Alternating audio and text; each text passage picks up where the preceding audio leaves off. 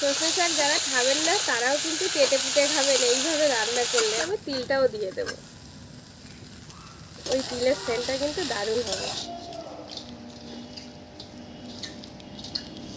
এই দেখুন কই মাছ কীভাবে। নমস্কার, আমার চ্যানেলের সব বন্ধুদের জানাই আমার আন্তরিক ভালোবাসা। আজকে একদম পুষ্টিগুণে ভরা সর্ষে শাকের একটা দারুণ রেসিপি করে দেখাবো। আজকে একদম ঘরোয়া তিল দিয়ে আমি রেসিপিটা করব। তাহলে দেখতে থাকুন। বাচ্চারা তো অনেক সময় ওই সর্ষে শাক খেতেই চায় না, বলে ভালো লাগে না, তেতো লাগে বা শক্ত। কিন্তু আজকে একদম নতুনভাবে একটা সর্ষে শাকের রেসিপি করব। তাহলে আপনারা পুরো ভিডিওটা দেখুন। আর কেটে দেখবেন না, কেটে দেখলে কি হয় ভিডিওটা আর কি উপকরণ আমি দিলাম আপনারা কিছুই বুঝতে পারবেন না। চলুন তাহলে আমি এই সর্ষে শাকটা এখান থেকেই পারবো। আর এত বৃষ্টি হচ্ছে, গাছটা নাড়া দিলেই জল পড়বে।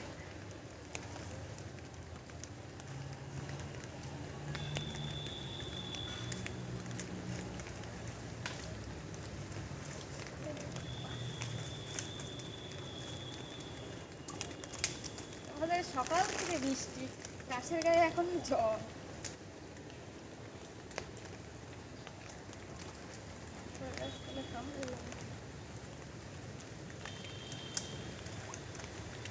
দেখুন খানিকটা এই গাছ থেকে নিয়েছি, আবার একটা অন্য গাছ থেকে নেবো একটু। চলুন।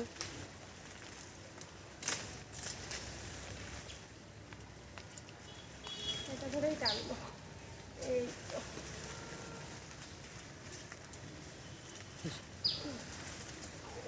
এটাই হয়ে যাবে।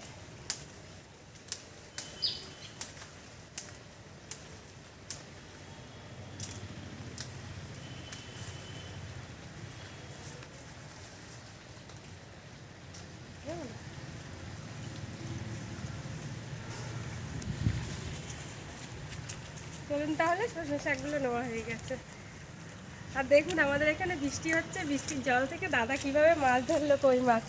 দেখুন এইখানে মাছ জল যাচ্ছে বৃষ্টিতে, আর দাদা মাছ ধরছে। দেখুন এই জলে কিন্তু স্রোত হচ্ছে, এই দেখুন কই মাছ কীভাবে চলে আসছে দেখুন।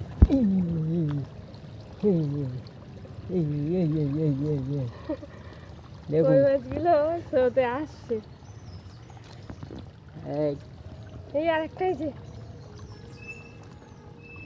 কীভাবে দৌড়দৌড়ি করছে দেখুন।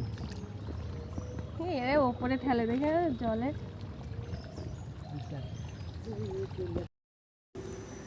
বন্ধুরা শাকগুলো নিয়ে কিন্তু বসে গেছি। ক্যামেরাম্যান আসার আগেই খানিকটা বাছা শুরু করে দিয়েছিলাম। দেখুন এইগুলো বেছে নিয়েছি। আর হচ্ছে এই যে তিল, ঘরে থাকা তিলই আমি ভালো করে কিন্তু ছাড়িয়ে নিয়েছি। এই তিল দিয়েই হবে আজকে শাকটা। পুরো ভিডিওটা দেখতে থাকুন। নতুন বন্ধু বলে এড়িয়ে যাবেন না। আর সত্যি কথা বলতে পুরনো হয়েও নতুন হয়েছে আজকে, ফুল ফুটেও ঝরে গেছে। আপনারা এবার বুঝে নেন যে কেন এই কথাটা আমি বললাম। অনেক আগে থেকেই ভিডিও আমি করছি, কিন্তু সব কিছু ঠিক হয়েও আমি আজকে একদম নতুন হয়ে গেছি। কিছু করার নেই, ভাগ্য যেখানে যা নিয়ে যায় তার সেখানেই থাকতে হয়। আজকে কিন্তু নতুন একটা রেসিপি করছি। একদম ভিডিওটা কাটবেন না, না কেটে দেখবেন, অবশ্যই ভালো লাগবে।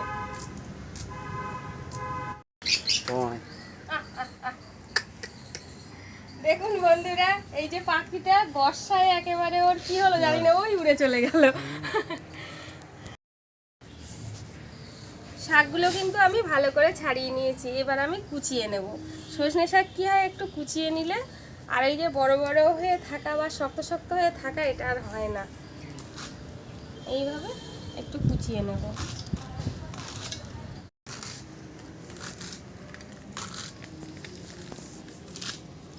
শাকগুলো কিন্তু সুন্দর করে কুচিয়ে নিলাম।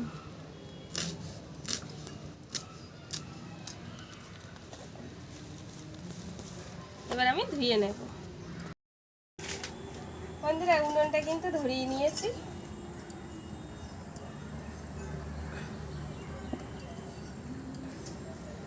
কিন্তু আমি দেখুন হাফ বাটি মতো জল দেব, বেশি দেব না কিন্তু।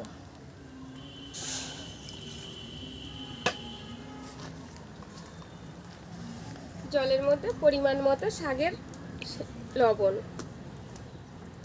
আপনারা চাইলে কিন্তু খাবার সোডাও দিতে পারেন অল্প করে, তাহলে শাকটা তাড়াতাড়ি সিদ্ধ হয়ে যাবে।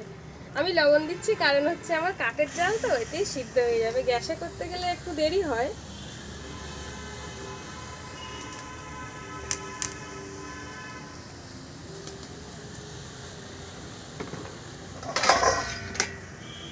এবার আমি ঢাকা দিয়ে দেবো। ঢাকাটা কিন্তু এবার আমি খুলবো। আর দেখুন শাকে যে জলটা দিলাম ওটা কিন্তু আর নেই, একদম শুকিয়ে গেছে, আর শাকটাও সিদ্ধ হয়ে গেছে। দেখুন সর্ষে শাক কি একটু শক্ত শক্ত থাকে, আপনারা চাইলে একটু খাবার সোডা দিতে চান, যে যারা শক্ত খেতে চান, এই যারা নরম খেতে চান তারা খাবার সোডা দিলে ভালো হয়। আর আমরা একটু শক্তটাই পছন্দ করি, যে যেমন জিনিস পছন্দ করে। খাবার সোডাটা দিলে কি সঙ্গে সঙ্গে নরম হয়ে যাবে।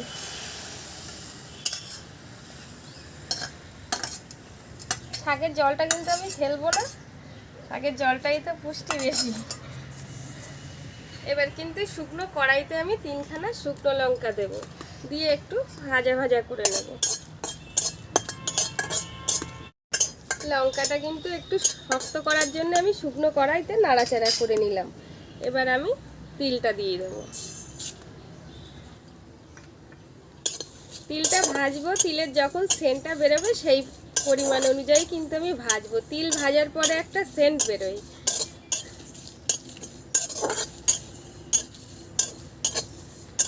আর মানে উনুনের জালটা কিন্তু একদমই কম থাকবে, বেশি থাকলে কিন্তু পুড়ে যাবে।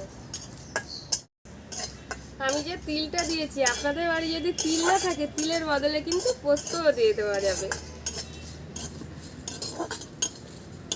আর তিলটা কিন্তু দেখুন এই যে লাল লাল মতো হয়ে গেছে। এবার আমি নামিয়ে নেব। আর তিল থেকে একটা কিন্তু সেন্ট বেরোচ্ছে।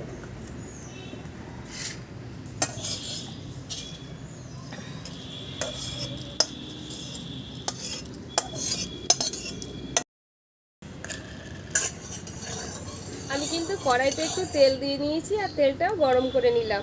আর একটা আলু আমি কেটে নিয়েছি ছোট ছোট করে, এই আলুটাও ভেজে নেব। এর মধ্যেও অল্প করে একটু লবণ দেবো।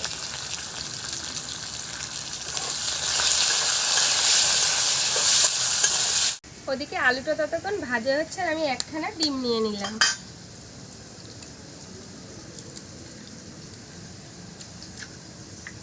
একটু লবণ দেব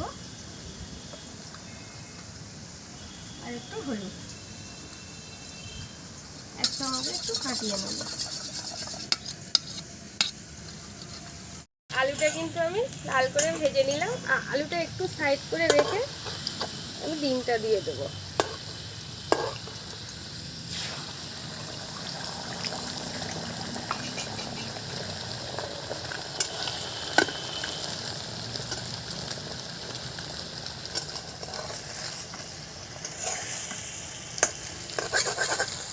ডিমটা কিন্তু আমি ভুজিয়া করে নেব, একদম ছোট ছোট করে।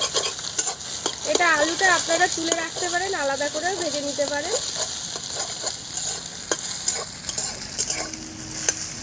কড়াইতে জায়গা আছে, তেল বেশি আছে বলেই কিন্তু একেবারে ভেজে নিলাম।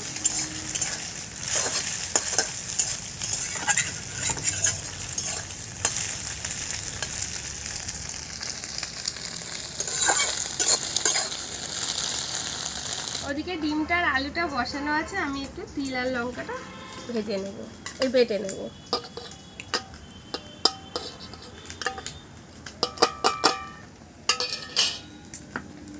আর লঙ্কার তিলটা কিন্তু একদম হালকাভাবে বাটবো, এবং কিন্তু বেশি ভেঙে ফেলবো না, যাতে গালে পড়ে একটু একটু করে। তিলটা কিন্তু আমি আধ ভাঙা করে বেটে নিলাম। এবার আমি তুলে নেব।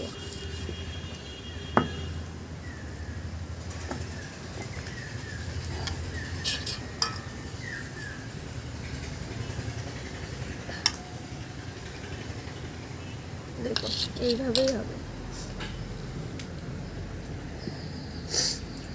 তিল আর লঙ্কাটা বাটতে বাটতে কিন্তু আমার আলু আর ডিমটা লাল লাল করে একদম ভেজে নেওয়া হয়ে গেছে।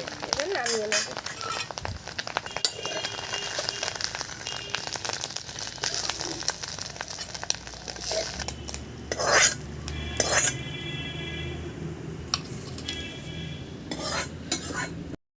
একটু কড়াইতে কিন্তু তেল দিয়ে নিলাম।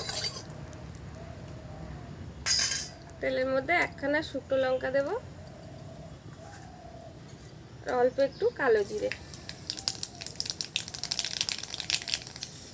আর 5-6 কোয়া মতো রসুন, একটা পেঁয়াজ, একটু কাঁচা লঙ্কা।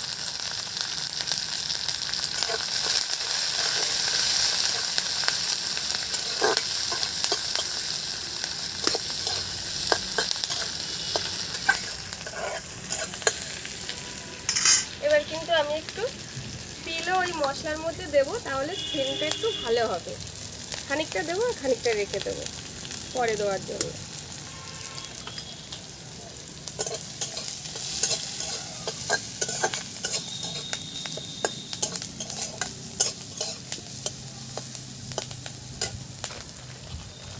প্রথমে আলু আর ডিমটা দিয়ে দেবো।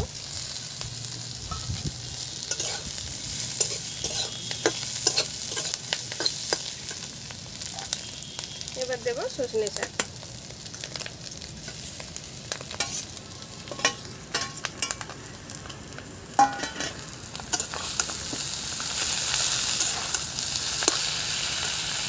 লবণ তো আমার আগে দেওয়া ছিল, এবার একটু পরিমাণ মতো হলুদ দেবো।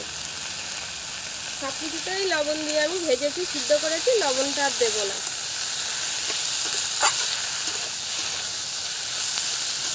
সজনে শাক যারা খাবেন না তারাও কিন্তু চেটে পুটে খাবেন এইভাবে রান্না করলে, বাচ্চা থেকে বুড়ো সবাই একেবারে চেটে খাবেন।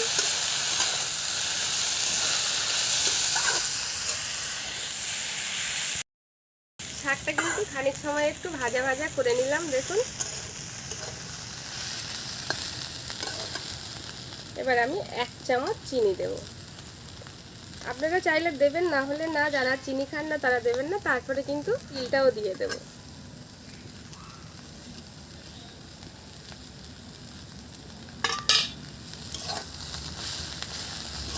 এই যে তিলটা দিলাম, এটা কিন্তু আরো সেন্ট হবে লাস্টে দেওয়ার জন্য।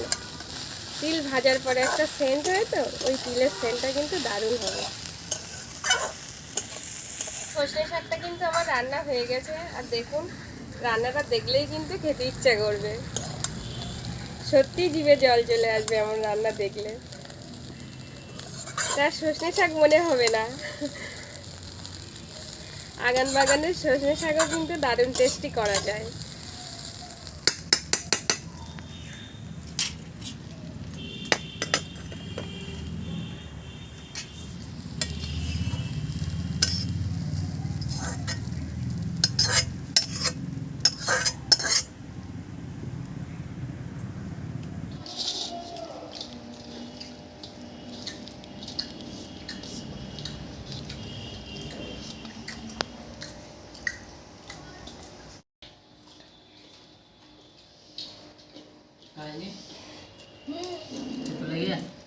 সুন্দর হচ্ছে।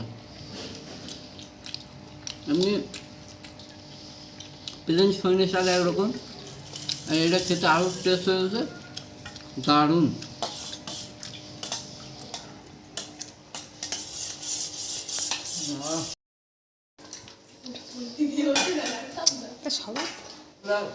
আপনারও বাড়িতে ঠিক এইভাবে করে খেয়ে রাখবেন। কেমন লাগছে অবশ্যই কমেন্ট করে জানাবেন। আজকের মতন আসছি, টাটা।